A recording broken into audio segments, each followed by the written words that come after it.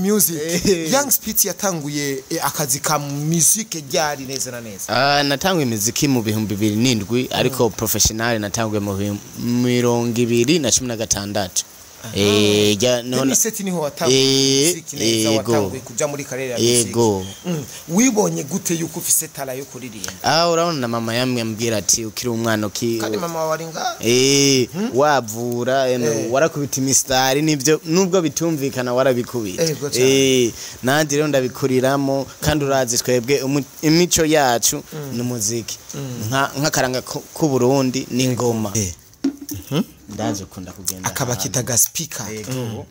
urazi ukunze kugenda ahantu bagira ama freestyle bashobora gushiramo ingoma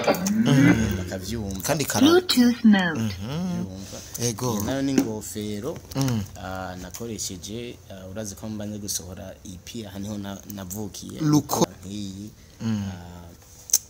ndayiguhe kubera uri kuramfasha mu rugendo nuzo kubona uyambaye avuga ati yego cyane kwenganga cyangwe ibintu bikinibika ndabe yuko imbera yego boro nayo umutwe wayo manini munini cyane iragukwiye ndakubesha kandi urabona ko ikijana ikijana naya marori hamwe ni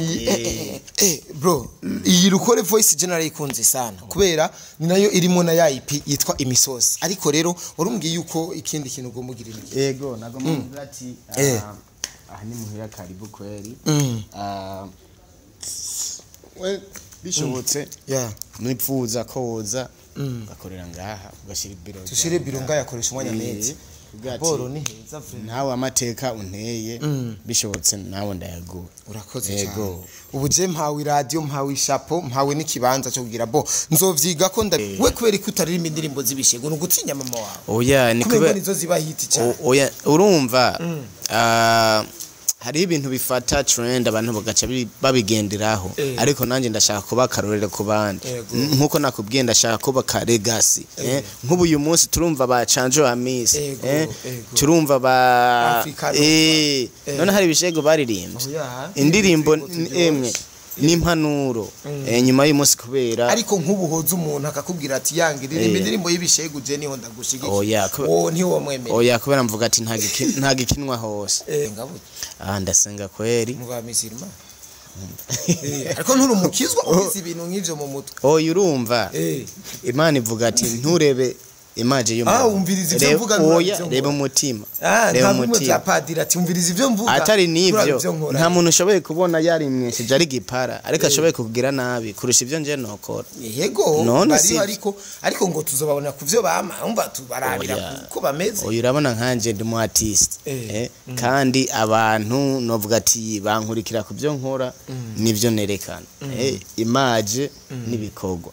so njewe ndagerageza kuvuga ati none ko ntanga message imeze neza imeze nkuko none hari ubuzobigaye nta kibazo naco bitwara nuko kugira ati nejo bundi nawe ubikoza ntibazokugaye cyangwa bavuga ati ngo nuko bazavuga ati na yange aratanga message abifise nawe bien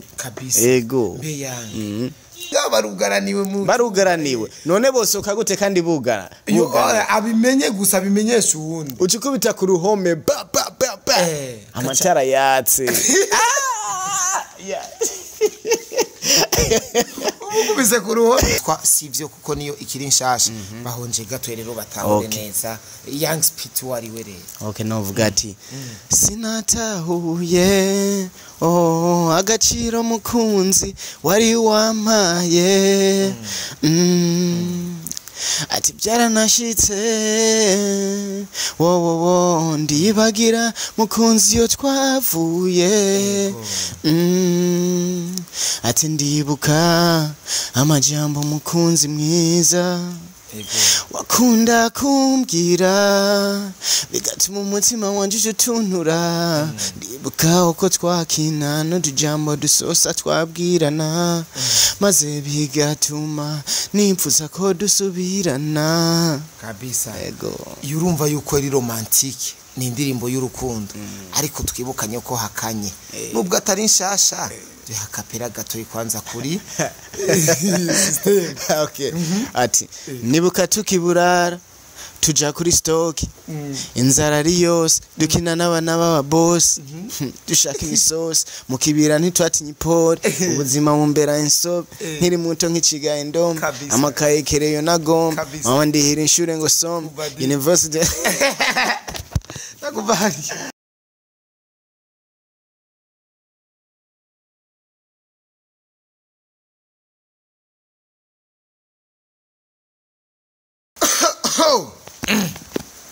bakunzi bakoresha mu media bakunzi ba show bakunzi basuto cawa meze gute meze neza ndi kumwe na young spit murumva young genda maze kumenya icyongereza bukebuke young naka ni gatoyi aka young spit mbe no kuvuga iki spit ni nkungu bakubwira ati kubita mistari bakubwira ati spit something vuguta vyume ego bakunzi bakoresha mu media uno munsi ni mu gitondo uno mu young spit amaze gukora ibikorwa byinshi abantu bamwirengagiza tumwirengagiza tutashaka kumuraba ni gwere tutashaka kumuvuguta vyumye ariko uno munsi je mperutse ko nashize igikorwa ciwe kuri YouTube yiwe citwa ngo sivyo ndavuga ati iki gikorwa antuka kimeze neza kandi ni 100% Burundi ni 100% yani ni originalite y'u Burundi kabisa audio n'umurundi video n'umurundi location no mu Burundi kandi nawe nasanzwe akora ibikorwa by'inga mu Burundi ariko asanzwe yibera mu bihugu by'abazungu hariya yaragize amahigo aravuga ati reka nje kwigisha abarundi ikiru abazungu ikirundi ndetse ndabereke n'imico n'akaranga by'u Burundi yangu meze neza reka ndashima ijyambere abantu bakubonye ngaha kuri media yacu ma kandi ndabashimira kweri ko mwanyakiri umeze neza ndashima nawe muri fresh kaluki ari boje ni fresh ntumva kayaga hani mu Burundi hani mu Burundi ariko turi mu bihe bibi ndaki ibihe by'imvura urabona ibihe by'imvura ni mu kwa kabiri mu isi ya Severance tuzobona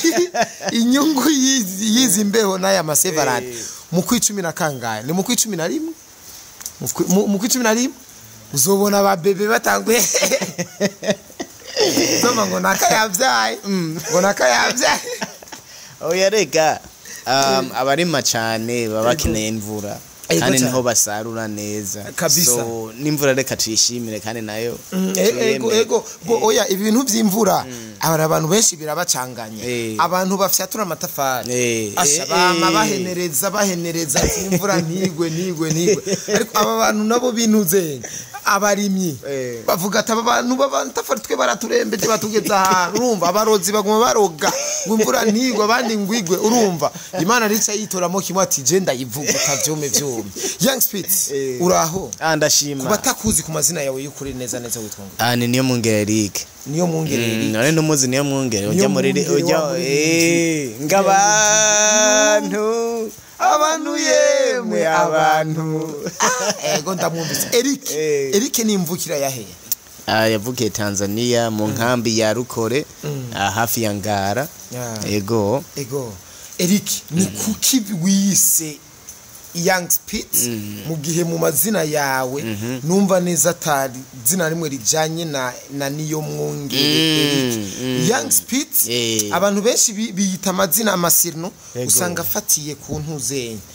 ku mazina yabo we ni gute wise young spit ni kubera urabona imidiho natanguriyemo yari ya hip hop trap ukuntu nkuko rero barambwira ati emwe ukuntu kubita imistari ndibaza misosi wayumvisha noneho cubitaho imisosi naza gukina n'abana bo baba boss ngo turondera imisosi turondera injya mwari birobezo re mu reka ubuzima buragora bada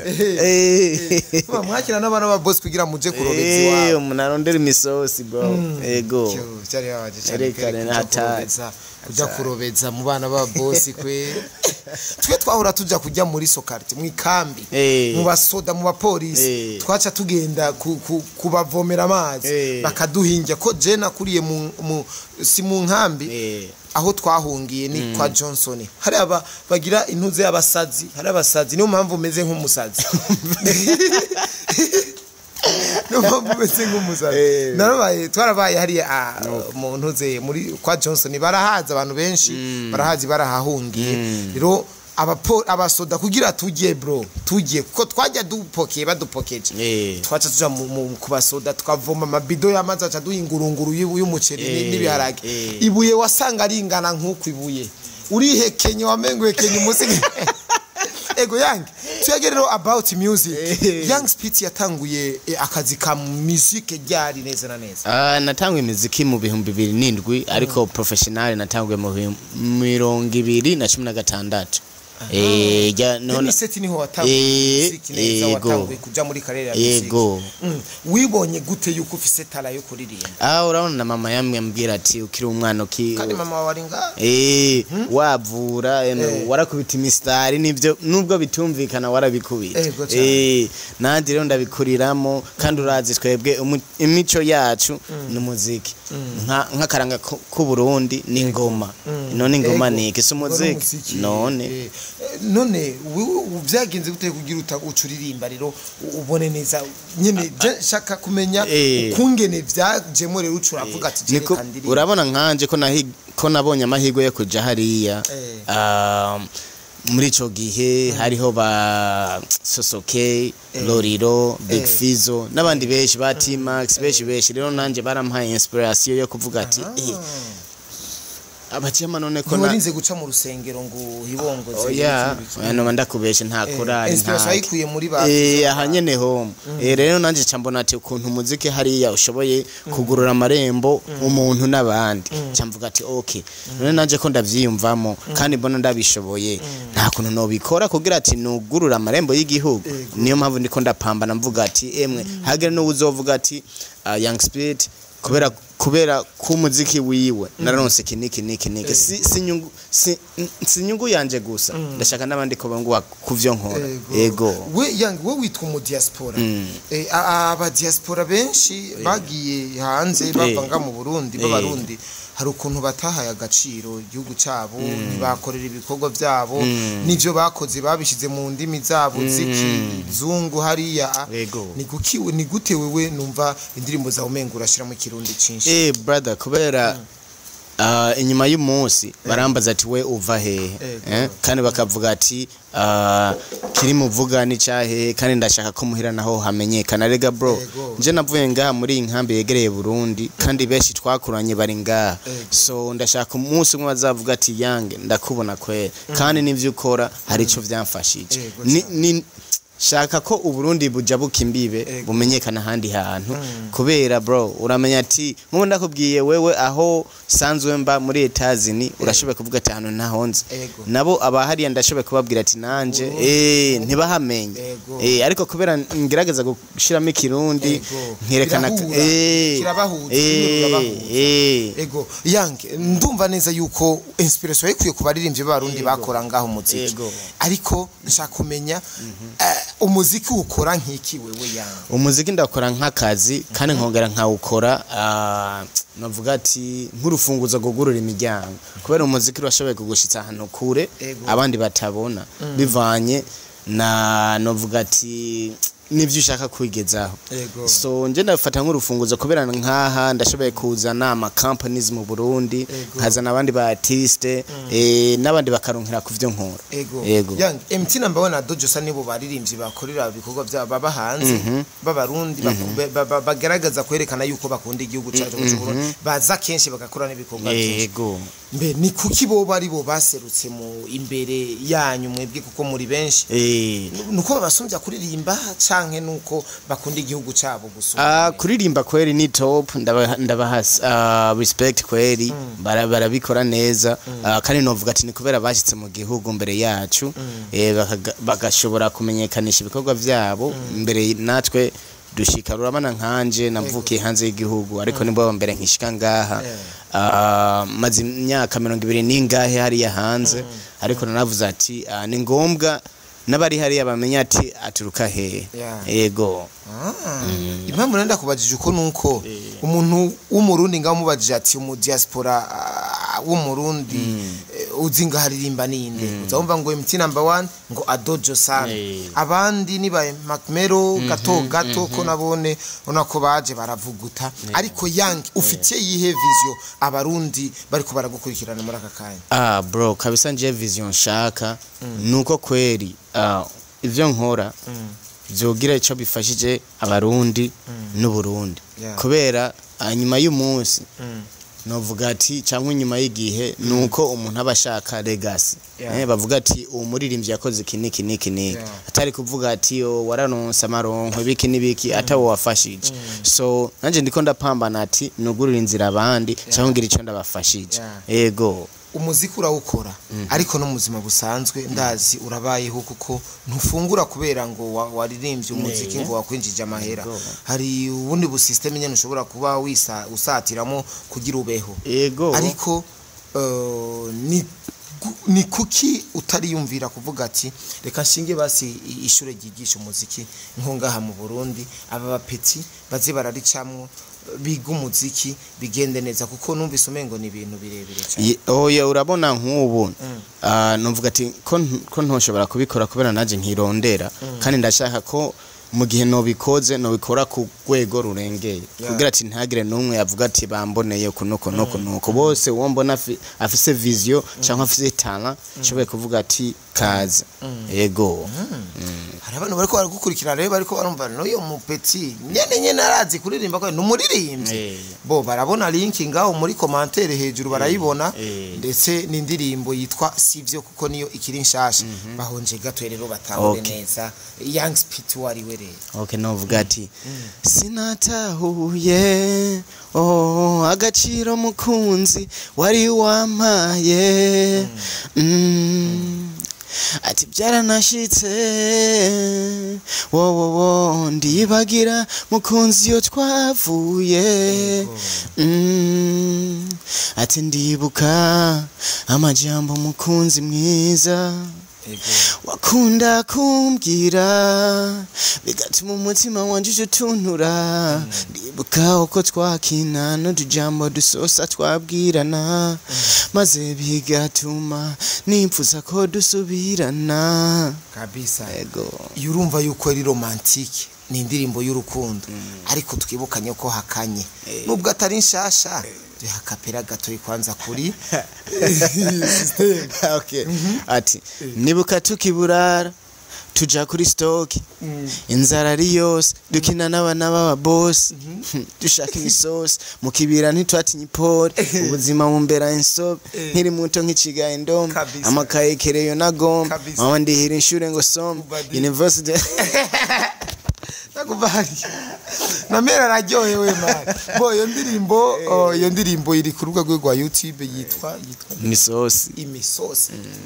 abantu bashirinde imbere cyabaryoherwa ati ni misosi urumva ego Young Spit wewe indirimbo zawe ndumva neza yuko urafise limite kuko urabona yuko mama wawe agushigikiye muri ibi bintu we kubera ko utaririmba indirimbo zibishego n'ugutinya mama wawe oya ni kubera nizo ziba hit cyane oya urumva hari ibintu bifata trend abantu bagaca babigenderaho ariko nanje ndashaka kuba karorero ku bandi nkuko nakubwiye ndashaka kuba ka legacy nk'ubu uyu munsi turumva ba Chanjo Amis turumva ba none hari ibishego baririmbye indirimbo emwe n'impanuro nyuma y'umunsi kubera ariko nk'ubuhoza umuntu akakubwira ati Young indirimbo y'ibishego je niho ndagushigikiye niho mwemeye oya kubera mvuga ati nta gikinwa hose kabisa Young Spit neza ndibaza muramwumvise ni mumushigikire jewe nimba ari uwo mba nkoresheje nuko mba namaze kumviriza tala yiwe twe dushikirana bafite talent twe ni du force abantu batagira talent ntibikunda kuko utagira talent ntiba bigikunze urumva Young Spit wizeye neza yuko uyu muziki we uri kurakora uzogushikana hehe kure kubera ariko nta murundi ngo muziki uramushikana kure ni kubera urabana nkanje naronse amahigwe yo kujabuka imbibe nkaba ndiko ndagwanira igihugu ciwacu n'umuziki wacu hanze niyo mpamvu wumva n'imiziki ngerageza gushiramo ikirundi n'icongereza kugira ati wumva icongereza acu wumva numva ikirundi atahure umukongomani atahure nawe umukongomani n'ibifaransa n'ikirundi baracumva bro umukongomani baracumva semeruka muri Kongo nababwiye ati aha hantu muri ko muhakorera iki ngo nasema shareka KORESHUMWANYA na baratanga kubera nanje hariho abajama banje basanzwe ari abakongomani kirundi baracumva ariko kivuga nico bibagora kandi urazi umuziki novuga ati kari international ururimi gumvigwa na bose bivanye na vibe ntago ari ururimi indirimbo urashoboye kuyumva bivanye na vibe iguha kugukora ku mutima canke ugatuma uhaguruka kandi utanatahura n'ivyo bari kuvuga akarorero no kubwira ati nkanje ko navukiye mu nkambi ari indirimbo z'igiswahili twumva ariko kubera twebe tutaba muri novuga ati mu muji kata giswahili cishi cari gihari ariko novuga ati nanje ni kubera nari nkiri mutoyi ndimba ukayumva nyene ukumva vibe eba Mr Nice bande ariko ntutahura ivyo bavuga ubu niho ntanguye kubimenya be yangi ko baba petit ba new generation bariko baragomba kubiheba bavuga tuno muziki nta kiriyo ngo turabahite tugasohora amahite ariko tugatahira kunugwagwa n'isongo umva wewe uzobiheba ryari bro canke wewe ni sawa urabona neza yuko agafaranga kari ibintu byose ni kuvumiriya turazi ubuzima buragora ariko mu maherezo bukoroha ibintu byose nuko byifata byari ko bavuga ngo naba bakera nta kirava nkariya hari abantu bashoboye gukora umuziki imyaka 15 ataco bararonka imyaka 15 bakora kandi aba superstars nyene bari hejuru ubu ariko bakagera umwaka umwe nubwo yo indirimbo imwe ikababeshaho ubuzima bwose bore kandi abakaroro gatoyi nka Kiss Daniel ubu rikarama mara cyane mu yatanguye kuri impake ariko ubu ni ubona neza yuko mengo numumesha harabaye bibaza ko ari new generation bibaza ko aratanguye umuziki ari ryari kuri izi hit ziwe gusa rero n'indirimbo yahise gusohora ivuga ngo hango nzopfa njya ngo fisa mahera ngo nzopfa amahera kabisa ngo rich young we rero ntiwiteze guheba uno muziki kubera ndaze ikintu cyose iyo uciyumvamo kandi ucizeye kirashoboka kandi cyambere na mbere gushira Imana imbere kuba nishoboye byose kabisa yego utuntu n'utundi rero yakspiti urasenga bute ndasenga kweri mu ba misirima ariko nturumukizwa ubizi ibintu nk'ivyo mu mutwe urumva Imana ivuga ati nturebe imaje y'umuntu umviriza ivyo mvuga reba umutima reba umutima padira ati umviriza ivyo mvuga atari nivyo nta muntu ushoboye kubona yari mwesije ari gipara ariko ashoboye kugira nabi kurusha ivyo nje nokora yego bari ariko ngo tuzobabona kuvyo bama umva tubarabira ko bameze urabona nkanje ndi mu artist kandi abantu novuga ati bankurikira kuvyo nkora nivyo nerekana imaje nibikogwa so njewe ndagerageza kuvuga ati none ko ntanga message imeze neza imeze nkuko none hari ubuzobigaye nta kibazo naco bitwara nuko kugira ati nejo bundi nawe ubikoze ntibazokugaye cyangwa bavuga ati ngo nuko bazavuga ati na yange aratanga message abifise nawe bien kabisa ego be yange wewe nk'ubu woja ahantu ugasanga ni mu cyumba bugaraniyo impumyi ikiragi amataraje ninde yose kuri wowe ninde wibaza ko yose nyarundi atamataraje yari impumyi n'ikiragi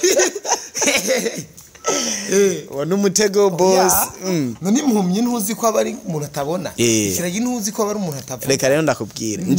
nje ndahahari uhahari we ohaza ukabona bari ndani ko amatara yaje ukacecomukira ukaca wibaza ati mbere sinohava ntavuze ati nogenda kunkumye nka dodora nkavuga ati nubwo amatara atayabona tugende yaza oya banzureke nabo babiri bipamanya umwe ni wabwira uwundi ati burya muko nibo bagenzi nibo banatahura nabumvika nibo bagenzi urumva wewe wibaza ko ari nde yose nyarundi none amatera kutayumva kandi je barambwiye nguri incabwenge barambwiye nguri incabwenge none amatera ko batayumva kandi impumye kidashoboye kuyabona none umva vyogenda gute ikiragi uwo rero ni wacavuga ati okay umujema wanje ngaha atabona kana mumbere ko shoboye kubona ndamushika nashoboye gushika oya bari ngaho barugaraniwe none bose ukagute kandi bugara abimenye gusa bimenyesha uwundi ucikubita ku ruhome amatara yatse ukubise ku ruhome navyo yumva sha nawe urumukuna oya uri kuresigura kandi nivyo urumva yuko ari ivyo urumva neza yuko ikiragi kwera cyo cyabibonye cyo kwita ku ruhome impumika kibona yuko amatara ikakibibona oya ntago ari kubibona ni kuvyumva none amatara arumvika n'umuziki oya urumva wavuze ati ngo ikiragi kirabona ariko impumyi ntibona ariko kirumva kandi impumyi iravuga impumyi iravuga koresha umwanya gesa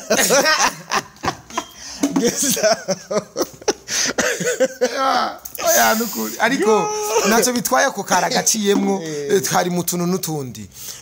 witegurire gusubira mu bihugu hariya by'abazungu ryarire urabona akazi kakuzanye waragahejeje oya urabona nubu nivyo turi mu kazi kandi ndagushimira ko wanyakiye ukabona uri kuramfasha nawe mu rugendo ndimo kora nanje jo shitse ahantu nzibuka ati koresha umwanya nkore ibi nibi ariko ntageze kure banzura inde gato hari akantu ngoma ndakuzanira yego jewe no kuri kw'Imana basha nakana karadiyo ndaje kunda kugenda akaba kitaga speaker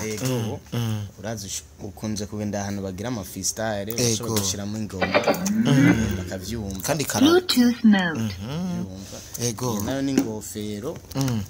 nakoresheje urazi ko mbanye gusohora EP haniho navukiye iyi ngoma ndayiguhe kubera uri kuramfasha mu rugendo nuzo kubona uyambaye avuga ati yego cyane kwenganga cyangwe ibi n'ibiki ndabe yuko imbera yego boro nayo umutwe wayo manini munini cyane iragukwiye ndakubesha kandi urabona ko ikijana n'aya marori hamwe ni bro iyi rukore voice general ikunze sana kubera ni nayo irimo na ya IP yitwa imisosi ariko rero warumbwiye yuko ikindi kintu ugomba yego nagomba ati aha ni muhira karibu kweli bishobotse mwipfuza koza bakorera ngaha ugashira biro tushire biro ngaya koresha umwanya neza boro ni heza nawe amateka unteye bishobotse nawe ndayaguha urakoze cyane ubu je mpawe radio mpawe ishapo mpawe n'ikibanza cyo kugira bo nzovyiga ko ndabirabe kuko iyo mba ni kure nzoraba ukungene tuze kuhakorera ndibaza ni heza cyane na iramagino iyo nzu fode ndibaza nta kibazo yangi reka dusezerane nta kibazo kuko abagudukurikirana bamaze gutahura umuziki bawubonye ipi wasohoye ni mu ya ndirimbo ntuze imisosi nirimo imisosi narayikunze kandi je nzogushigikira ku buryo nzoshobora kuronka asante sana bro asante Imana ikwakire mu bwami bwayo ego cyane behind camera ni Foden Magli Foden ndabakunda cyane bye bye.